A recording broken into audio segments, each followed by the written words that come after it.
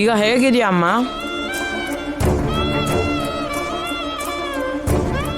ಗಂಗಾನ ಹೀಗೆ ನೋಡ್ತಿದ್ರೆ ಬೇಜಾರಾಗುತ್ತೆ, ಪಾಪ ಅನಿಸ್ತಿದೆ. ಹೌದು ಪೌಡ್ರು, ಹಾಯಾಗಿ ಸಾಯ್ಬೇಕಾದವಳು ಬಂದು ಟ್ಯಾಬ್ಲೆಟ್ ನುಂಗ್ತಿದ್ದಾಳೆ. ನಿನ್ಗೆ ಹೀಗೆ ಅರ್ಥ ಆಯ್ತಾ? ಅರಮನೆಯಲ್ಲಿ ಇರ್ಬೇಕಾದವಳು ಈ ಗುಡ್ಸ್ಲಲ್ಲಿದ್ದಾಳೆ ಅಂದಿದ್ದು.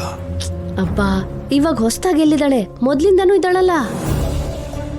ಹಾಗಾದ್ರೆ ಗಂಗಾ ಬದುಕಿಲ್ಲ ಅಂತ ಜೈ ಅಂದ್ಕೊಂಡಿದ್ದ, ಈಗ ಇದ್ದಾಳೆ ಅಂತ ಗೊತ್ತಿದ್ಯಲ್ಲ. ಆ ವಿಷಯ ಗೊತ್ತಿರೋದು ನಮ್ಗೆ, ಇನ್ನು ಜೈಗಲ್ಲ.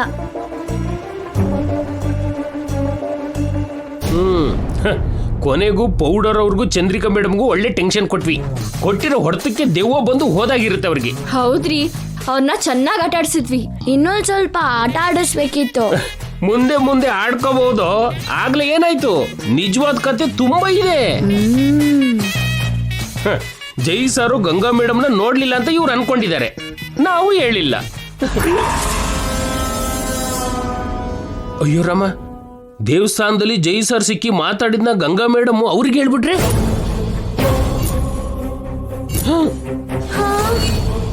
ಹೌದು ರೀ, ಆಗ್ಲೇ ನಮ್ಗೆ ಹೇಳ್ದ ಹಾಗೆ ಅವ್ರಿಗೂ ಹೇಳ್ಬಿಟ್ರೆ ಕಷ್ಟಕ್ ಬರತ್ತಪ್ಪ. ಜೈ ಅಂಕಲ್ ಪ್ಲಾನ್ ಎಲ್ಲ ಫೇಲ್ ಆಗತ್ತೆ. ಮತ್ತಿಬ್ರು ಇನ್ನು ಇಲ್ಲೇ ಇದ್ದೀರಲ್ಲೋ, ಹೋಗಿ ಏನಾದ್ರೂ ಮ್ಯಾನೇಜ್ ಮಾಡಿ ಹೋಗಿ. ಬಾರಮ್ಮ.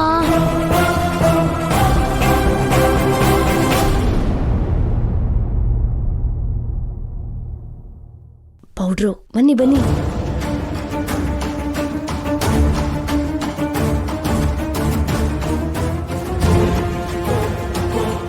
ಅಮ್ಮ ಗಂಗಾ, ಇವಾಗ ಹೇಗಿದ್ಯಮ್ಮ?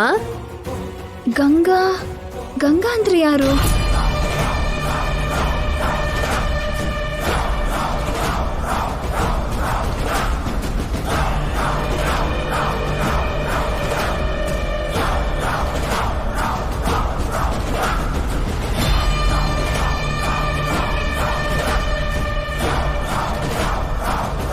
ನಾನೇ ಹೆಚ್ಚು ಅಂದ್ಕೊಂಡ್ರೆ ನನ್ಗಿಂತ ಹೆಚ್ಚೆ ಬಾಯಿ ನಿನ್ಗೆ. ಫ್ಲೋ ಅಲ್ಲಿ ಬಂದ್ಬಿಡ್ತು ಪೌಡ್ರು. ನಮ್ಮ ಅಮ್ಮನ ಹೆಸರು ಜಾನಕಿ ದೇವಿ, ನೀವು ಗಂಗಾ ಅಂತೀರಲ್ಲ, ಯಾಕೆ? ಗಂಗಾ ಅಂದ್ರೆ ನಮ್ ಮಗಳಪ್ಪ, ಜೈ ಹೆಂಡತಿ. ಅವ್ರ ಇವ್ರ ಬಗ್ಗೆ ಎಲ್ಲ ನಮ್ಗೆ ಯಾಕೆ?